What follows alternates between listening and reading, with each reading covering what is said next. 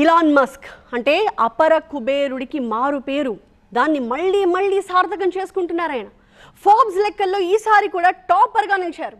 ప్రస్తుతానికి భూమి మీద అత్యధిక సంపద కలిగిన పర్సనాలిటీ ఎవరు అంటే ఈయనే.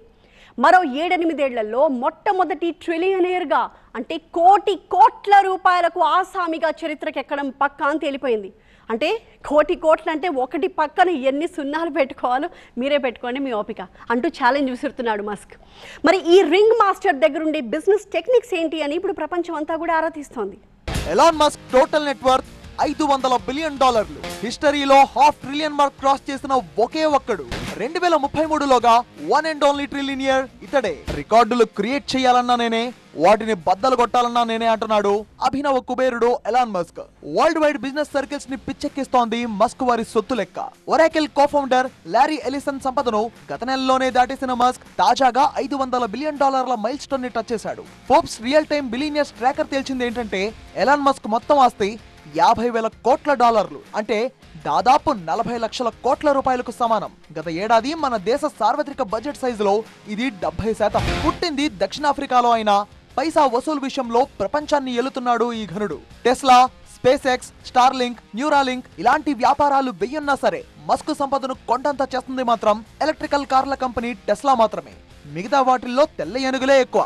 కొన్ని నెలల కిందట పడుతూ లేస్తూ టెన్షన్ పెట్టిన టెస్లా షేర్లు ఈ ఏడాది ఏకంగా 14% పెరిగాయి. బుధవారం 4% పెరిగి ఒకే రోజు మస్క్ సంపదకు $6 బిలియన్ యాడ్ అయింది. ఎలాన్ మస్క్ ఇంత ఎత్తుకు ఎదగడానికి బిజినెస్ లో ఆయన వాడే టెక్నికే అసలు కారణం. టెస్లాను ఆయన హ్యాండిల్ చేస్తున్న తీరే ఇక్కడ గ్రేట్ ఎగ్జాంపుల్. నిజానికి అమెరికా అధ్యక్షుడితో ఎలాన్ మస్క్ విభేదాల తర్వాత టెస్లా షేర్లు నెలచూపులు చూశాయి. వెంటనే ఇంటెలిజెంట్ గా ఆలోచించి $100 కోట్ల విలువైన షేర్లను కొనుగోలు చేసి ఇన్వెస్టర్లలో నమ్మకాన్ని పెంచారు. కట్ చేస్తే టెస్లా షేర్లలో దూకుడే దూకుడు.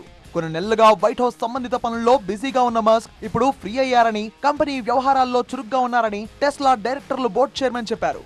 మరి ఎలాన్ మస్క్ విశ్వరూపం చూపించబోతున్నాడన్నమాట. ఇటీవలే నెట్ఫ్లిక్స్ సబ్స్క్రిప్షన్ రద్దు చేసుకున్న మస్క్ తన 1.9 బిలియన్ ఫాలోవర్లను కూడా ఆ దిశగా టెంప్ట్ చేశాడు. క్యాన్సిల్ నెట్ఫ్లిక్స్ హ్యాష్ట్యాగ్ ట్రెండ్ లోకి వచ్చింది. ఈ విధంగా వీడియో స్ట్రీమింగ్ బిజినెస్ లో సైతం ఎంట్రీ ఇవ్వబోతున్నట్టుగా సంకేతాలు ఇచ్చారు ఎలాన్ మస్క్. ఇలా కొత్త కొత్త కార్నర్స్ లోకి చొరబడుతూ వ్యాపార మార్గాల్ని సృష్టించుకుంటున్నాడు. ఇప్పటికే ఎలక్ట్రికల్ కార్ల రెవల్యూషన్ తో మస్క్ తనదైన మార్క్ ను క్రియేట్ చేసుకున్నాడు. భవిష్యత్తులో రోబోటిక్స్, AI మార్కెట్ ను ఎక్స్పాండ్ చేసే ఆలోచనలో ఉన్నాడు. ఇక్కడ కూడా టార్గెట్ ను రీచ్ అయితే ఎలాన్ మస్క్ సంపద $900 బిలియన్ చేరడం ఖాయం.